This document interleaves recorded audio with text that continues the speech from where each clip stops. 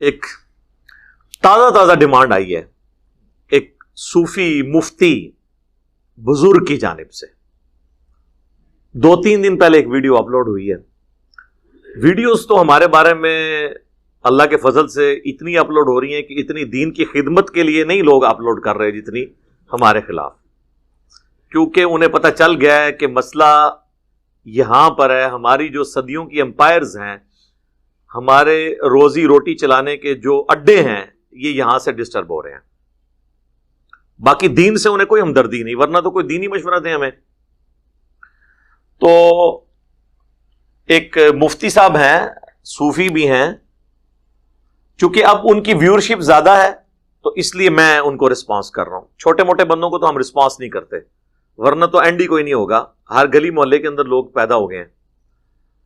ان کا نام ہے جمال الدین قادری. کر مارا میں تو اللہ کی قسم ڈردا جڑیاں گلاں بابے غوث پاک نے فرمائیاں. آپ دا ایک مرید ہو گیا فوت. ہن سنو، فرماتے ایک بندہ فوت ہو گیا تو اس کی قبر میں جب فرشتے اس کو عذاب دینے لگے نا گر سے، تو بابا اور چلے گئے قبر.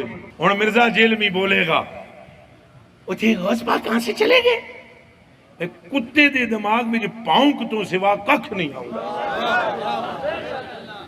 کتے دے دماغ میں پاؤنک تو سوا ککھ نہیں آمدہ کہ کیسے یہ قبر سے نکلے گئے. اور چلیا تم پہلے بخاری دی حدیث دا جواب دے کہ کنج 1.25 لاکھ قبر چوں نکل کے مصطفیٰ کے پیچھے کھڑے ہو گئے. بابے اور ہی فرمانے ہیں بھائی وہ مرید تھا میرا غوث پاک. تو میں نے اپنے رب سے کہا پروردگارہ نسبت میری ہے، انہوں چھڑ دے. تو اللہ پاک نے فرمایا ایک گل بڑی لمبی ہے، میں وچوں حذف کر رہا ہوں. اللہ پاک نے ارشاد فرمایا فرشتیوں ہٹ جاؤ پیچھے. عبد القادر وچ پہ گئے. اللہ اکبر. اور کافی فیمس ہیں وہ بریلویوں کے ہاں. ان کی تقریریں کافی زیادہ وہ اونچی آواز میں بول لیتے ہیں. وہ 2-3 دن پہلے ان کی ایک ویڈیو اپلوڈ ہوئی. مجھے کچھ بھائیوں نے کہا کہ یہ دیکھیں اتنے عرصے سے انہوں نے روزہ رکھا تھا، انہوں نے بھی توڑ دیا. تو حالانکہ یہ لوگ صوفی ہیں اور ان کا دعویٰ ہے کہ ہم بڑے اخلاق سے بات کرتے ہیں. اس سے پہلے سلیمان مصباحی صاحب تھے حافظہ اللہ تعالی، 2 سال ہو گئے ہیں. انہوں نے اس وقت کہا تھا میں اپنے رب سے توفیق مانگ رہا ہوں کہ میں انجینئر کا رد کروں گا. ابھی تک انہیں توفیق نہیں ملی. ہم تو انتظار میں. تو یہ بھی جو جمال الدین قادری صاحب بھی ہیں حافظہ اللہ تعالی من الجنت والناس، جنوں اور انسانوں سے اللہ تعالیٰ ان کی حفاظت فرمائے. ہم تو ان کے لیے دعائیہ کلمات ہی کہیں گے. انہوں نے کافی غلیظ لینگویج اس میں استعمال کی ہے، اور تھم نیل کے اوپر جو کچھ لکھا ہوا ہے نا وہ تو میں کیمرے میں بتا بھی نہیں سکتا. ہم ویڈیو میں لگا دیں گے، آپ خود پڑھ لیں کہ یہ الفاظ جو انہوں نے استعمال کیے ہیں. جس طرح ہمارے political leaders road language use کرتے ہیں نا، اس قسم کی. اور اس میں تھم نیل میں یہ بھی لکھا ہے کہ انجینئر محمد علی مرزا کے جواب کا انتظار رہے گا. تو دے دیتے ہیں ہم جواب. سوال تو اس میں کوئی بھی نہیں ہے. جواب تو آپ میں سے جتنے یہاں پہ لوگ بیٹھے ہیں سب لوگ دے سکتے ہیں، لیکن چونکہ ان کی ڈیمانڈ مجھ سے ہے تو میں دے دیتا ہوں ان کو جواب. اور انہوں نے جو کچھ اس میں گفتگو کی وہ بھی آپ کو بتا دیتا ہوں. وہ واقعہ بیان کر رہے تھے شیخ عبد القادر جیلانی رحمہ اللہ تعالی المتوفا 561 ہجری، ان کے حوالے سے کہ شیخ عبد القادر جیلانی رحمہ اللہ تعالی کا ایک مرید فوت ہو گیا. اور جس طریقے سے انہوں نے وہ واقعہ بیان کیا نا، اس میں قرائن یہ بتا رہے ہیں کہ یہ واقعہ شیخ عبد القادر جیلانی کی وفات کے بعد ہوا ہے. یعنی ان کی نسل میں جو مریدوں کی نسل میں جو نسل در نسل مریدین اور غلام ہوتے ہیں نا ان کے، ان میں سے کسی کا واقعہ ہے. وہ آپ سنیں گے تو آپ کو پتہ چل جائے گا. ان کی زندگی کا واقعہ نہیں ہے. تو وہ جب مرید فوت ہوا، وہ جب قبر میں پہنچا اور فرشتے اس سے سوالات کرنے کے لیے آئے، تو شیخ عبد القادر جیلانی جو ہے وہ مرنے کے بعد اپنی قبر سے نکل کے اس کی قبر میں چلے گئے.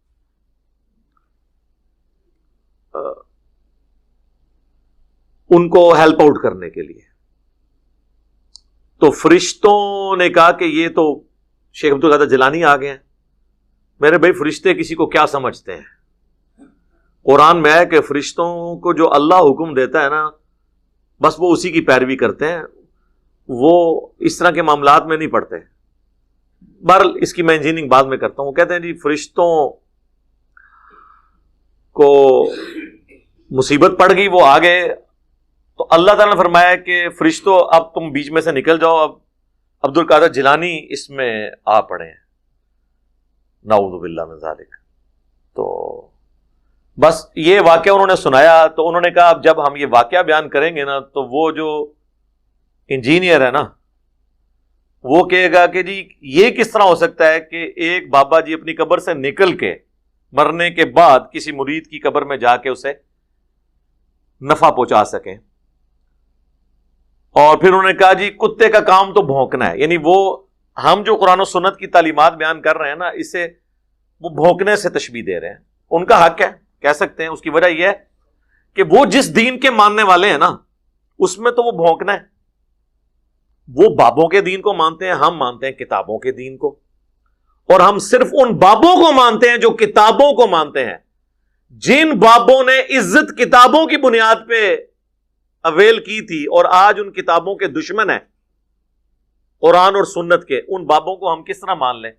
دیکھیں کسی عالم کی بزرگ کی عزت کیوں ہوتی ہے کہ جی اس کے پاس قرآن و سنت کا علم ہے، اور اگر وہ کہے کہ قرآن و سنت ڈائریکٹ نہیں پڑھنا گمراہ ہو جاؤ گے، اور دین سینہ بسینہ چل رہا ہے کتابوں کو چھوڑ دو، علم بس کریو یار، تو سر پھر تو بھی اسی جان چھڑاواں گے نا. آپ کی تو عزت اس کی بنیاد پہ تھی. ایک کرکٹر کی عزت کرکٹ کی بنیاد پہ ہوتی ہے، اور اگر کرکٹر کوئی کہے کہ کرکٹ نہیں کھیلنی چاہیے، یہ سب سے بری گیم ہے، آندہ کے بعد میں بھی نہیں کھیلوں گا، میں اس کو نہیں مانتا، تو اس کی عزت بھی ختم ہو گئی نا. اب اگر اس نے عزت کروانی ہے تو اس فیلڈ میں کروائے جس میں وہ ہے. اور اسی کو ہم نے عرض کیا ہے کہ مرنے سے پہلے اے مسلمان کر لے اس پہ غور، کتابوں کا خدا اور ہے، بابوں کا خدا اور. اگرچہ بابے بھی اسی خدا کو مانتے تھے، بابوں کو تو چھوڑ دیں، ہندو، سکھ، عیسائی، ایون جو آسمانی مذاہب میں نہیں یقین کرنے والے لوگ، وہ لوگ بھی ایک خدا کو مانتے ہیں، اسی ایک خدا کو. تو جب ہم یہ کہتے ہیں نا کہ بابوں کا خدا اور ہے، مراد یہ کہ خدا وہی ہے لیکن اس کی کوالٹیز جو بابے کلیم کر رہے ہیں وہ نہیں ہے جو قرآن و سنت کے اندر آئی ہوئی ہے. قرآن و سنت جو تعارف کروا رہا ہے وہ اور ہے. تو وہ اس قسم کا وہ کہتے ہیں جی اب یہ بھونکے گا، تو وہ کہتے ہیں میں چونکہ اس نے بھونکنا ہے تو میں پہلے ہی دلیل دے دوں کہ صحیح بخاری میں حدیث ہے کہ شب معراج یہ انہوں نے بیان کیا، جو انبیاء اکرام علیہ السلام کا ایک اجتماع ہوا بیت المقدس کے اندر، نبی علیہ السلام نے ان کی امامت فرمائی، تو وہ انبیاء بھی تو اپنی قبروں سے نکل کے آ گئے تھے. تو اگر شیخ عبد القادر جیلانی نکل آتے ہیں تو اس میں کون سا مسئلہ ہے؟ اچھا، اب انہوں نے اس کو دلیل بنایا اپنے بزرگوں کی، یعنی واقعات انبیاء کے بیان کرتے ہیں اور ثابت یہ اپنے بزرگوں کو کرتے ہیں. اس کی انجینئرنگ تو میں بعد میں کرتا ہوں، پہلے تو میں ان سے پوچھتا ہوں کہ آپ اپنے نام کے ساتھ قادری لکھتے ہیں اور اپنی نسبت شیخ عبد القادر جیلانی کے ساتھ کرتے ہیں، انہی کی وجہ سے قادری کہلاتے ہیں نا. تو شیخ عبد القادر جیلانی رحمہ اللہ کی طرف جو منسوب کتاب ہے غنیت الطالبین، اس کے شروع ہی میں نماز کا طریقہ انہوں نے لکھا ہوا ہے، اور وہ وہی طریقہ لکھا ہے جو بخاری اور مسلم میں موجود ہے.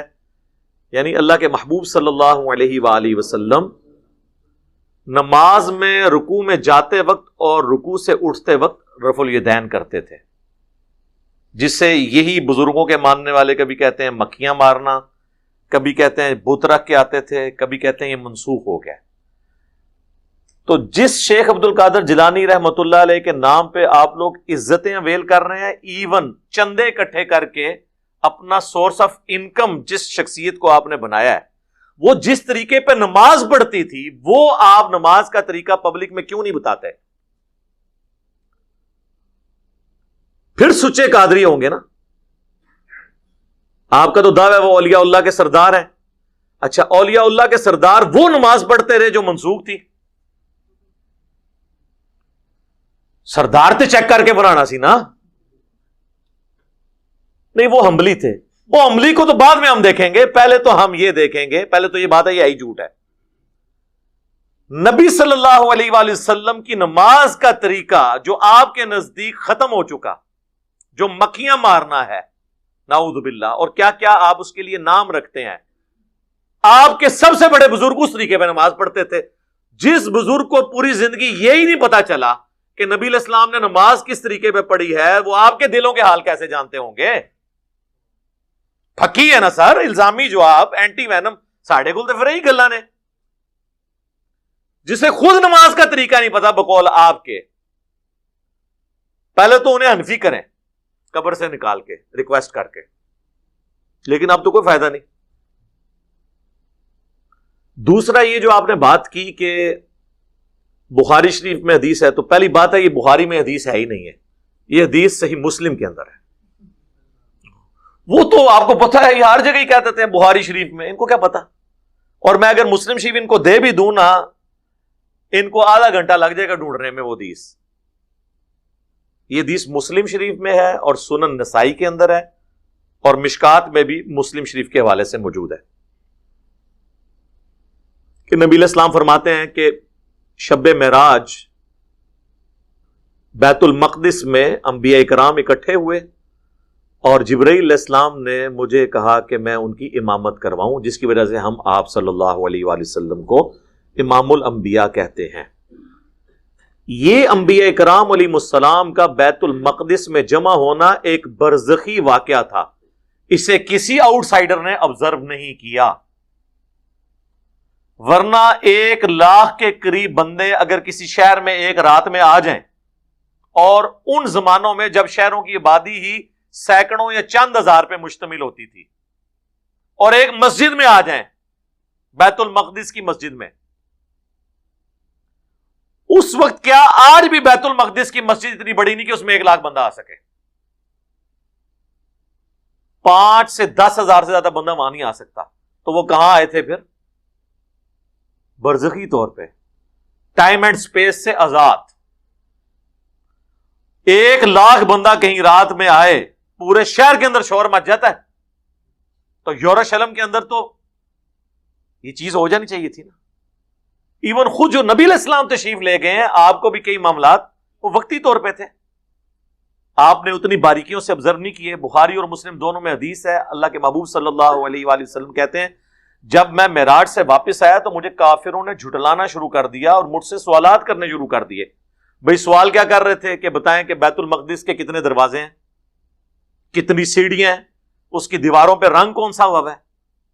میرے بھائی اس اکیڈمی میں, یہ آج ہماری کوئی 8ویں 9ویں مجلس ہے, اس سے پہلے میں 10 سال جس اکیڈمی میں جاتا رہا, ہر دفعہ سیڑھیاں چڑھ کے, آپ مجھ سے پوچھیں نا کہ میں کتنی سیڑھیاں چڑھ کے گیا ہوں تو مجھے نہیں پتا ہوگا. آپ کو اپنے گھر کی بھی سیڑھیوں کا نہیں پتا ہوگا. اور جو بندہ زندگی میں ایک دفعہ ایک جگہ گیا وہ کیسے ان سوالات کے جوابات دے سکتا ہے. تو بخاری مسلم کے الفاظ ہیں, میں اتنا پریشان ہوا کہ اعلان نبوت کے بعد کبھی اتنا پریشان نہیں ہوا تھا کہ مجھ سے یہ سوال پوچھ رہے ہیں اور مجھے جواب نہیں آ رہے, اگرچہ سوال فضول تھے. تو نبی الاسلام فرماتے ہیں کہ اللہ تعالیٰ نے بیت المقدس کو یوں میرے سامنے کر دیا, وہ جو مجھ سے پوچھتے جاتے تھے میں دیکھ کے بتاتا جاتا تھا. اور یہی ہمارا عقیدہ ہے کہ اللہ کے محبوب صلی اللہ علیہ وآلہ وسلم سے جب کوئی کوسچن ہوتا تھا اور اللہ تعالیٰ نے اس کا جواب دینا ہوتا تھا تو اسی وقت حضور کو وہ چیز سکھا دی جاتی تھی, آپ کی نظروں کے سامنے لے آتے تھے.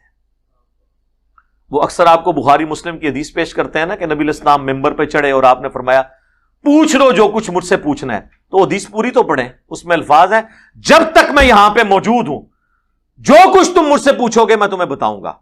تو اس میں امپلائیڈ ہے کہ مجھے اب اللہ نے اجازت دی ہے کہ میں یہاں پر ہوں.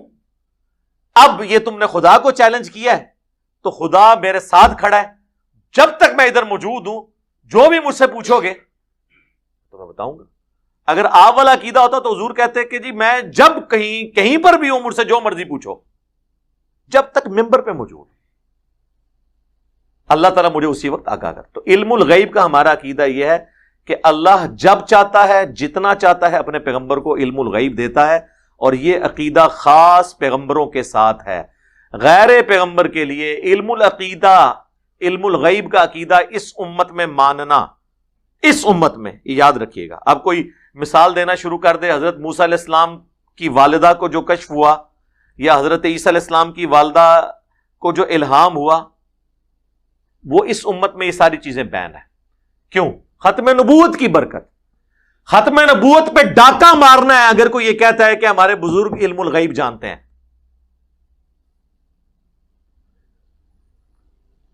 سورہ ال عمران میں اللہ تعالیٰ فرماتا ہے وَمَا كَانَ اللَّهُ لِيُطْلِعَكُمْ عَلَى الْغَيْبِ، اللہ کی تو یہ شان ہی نہیں کہ تمہیں غیب پر اطلاع دے.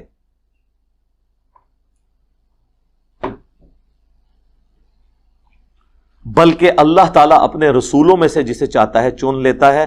تمہارا کام ہے اللہ اور اس کے رسولوں پر ایمان لے کر، بس. علم الغیب اللہ نے اپنے پیغمبروں کو دینا ہے. اور اس میں دیکھیں کہ وہ کہتے ہیں کہ عبد القادر جیلانی جب آئے تو وہ عبد القادر جیلانی رحمۃ اللہ علیہ اور اللہ کی گفتگو بھی انہوں نے نقل کی ہے اس میں. یار یہ عبد القادر جیلانی اللہ کے ساتھ کیسے گفتگو کر سکتے ہیں؟ ہاں ویسے ایک شاعری انداز میں کوئی کرتا رہے، وہ تو شاعر بھی کرتا رہے، وہ تو آپ کرتے رہیں. وہ تو ہم، جس طرح مولا علی کا قول ہے کہ جب میری خواہش ہوتی ہے میں اللہ سے باتیں کروں تو میں نماز پڑھتا ہوں، اور جب میری خواہش ہوتی ہے اللہ مجھ سے گفتگو کرے تو میں قرآن پڑھتا ہوں. واقعی قرآن تو لگتا ہے کہ جیسے اللہ ہی گفتگو کر رہا ہے بندے سے. ان معنوں میں تو ٹھیک ہے، لیکن وہ تو آپ شیخ عبد القادر جیلانی کے انہوں نے جو واقعات نقل کیے ہوئے ہیں وہ تو لگتا ہے ڈائریکٹ ان سے باتیں کر رہے ہیں. تو اب مجھے اگر میں آپ سے یہ پوچھوں کہ غلام احمد قادیانی دجال کا کیا قصور ہے، اگر یہی کچھ آپ نے باقی بابوں کے لیے بھی ماننا ہے. ابھی میں چشتی رسول اللہ، اشرف علی تھانوی رسول اللہ کی تو بات ہی نہیں کر رہا نا، وہ تو ہے ہی بہت بڑے لیول کا فراڈ. یہاں پہ دیکھیں ڈائریکٹ گفتگو. عبد القادر جیلانی نے کہا کہ اچھا یوں اللہ یوں کر لے، اللہ نے آگے عبد القادر جیلانی کو یہ جواب دیا. یہ لوگ ٹھیکیدار بنے ہوئے ختم نبوت کے، کانفرنسیں کر رہے ہیں.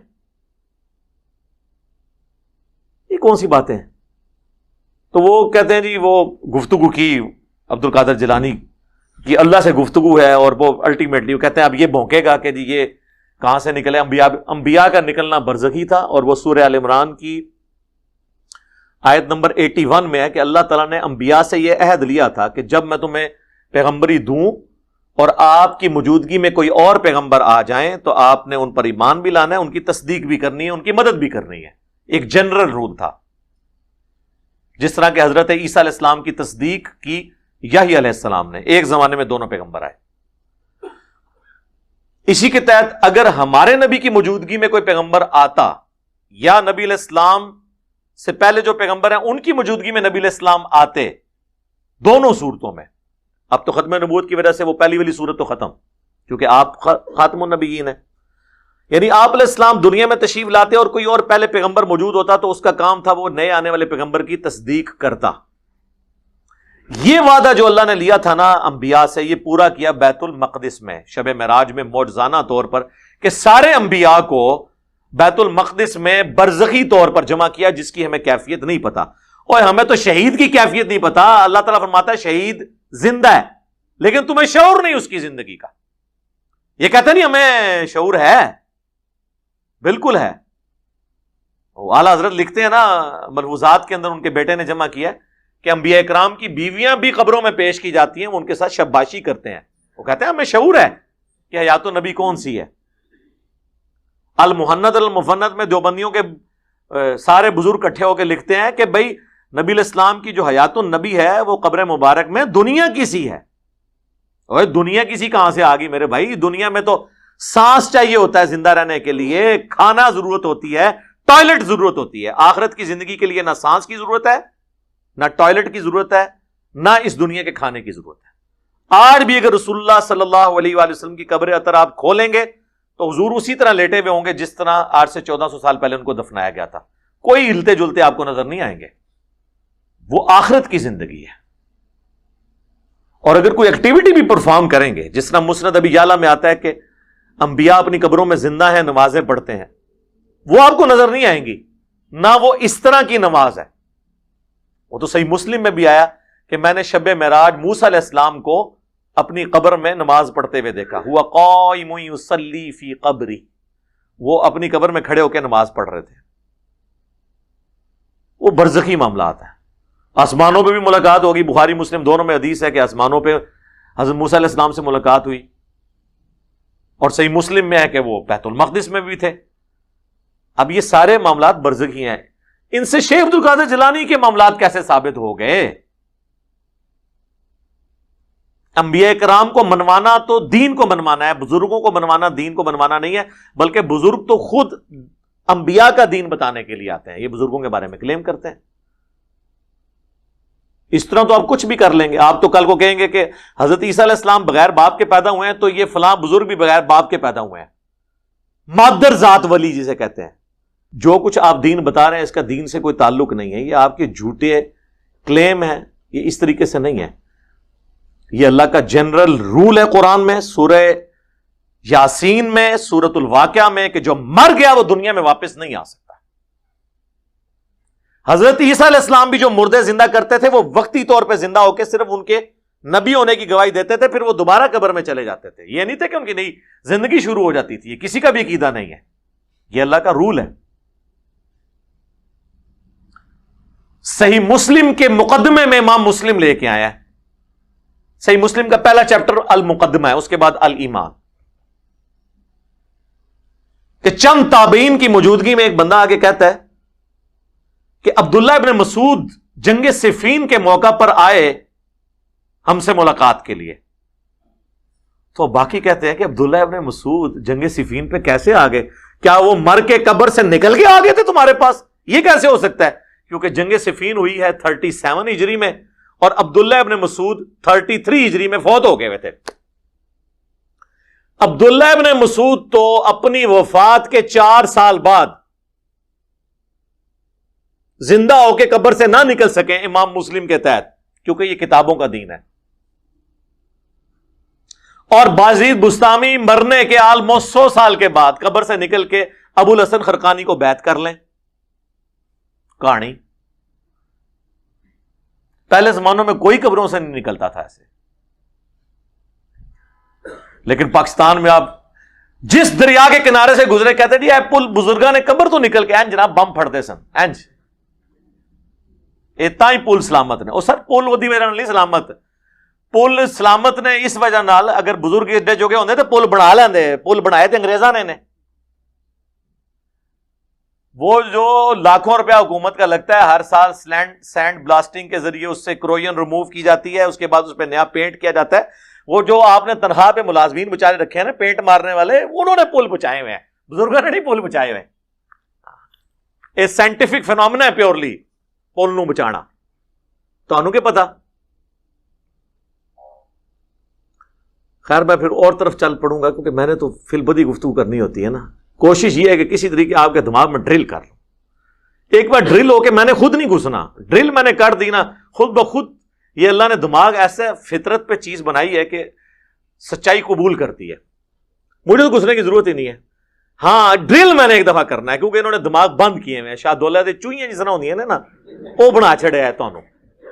بس ایک بار سراغ ہو گیا پھر دیکھو کس طرح دڑ دڑ دڑ وچ حق پہنچے گا.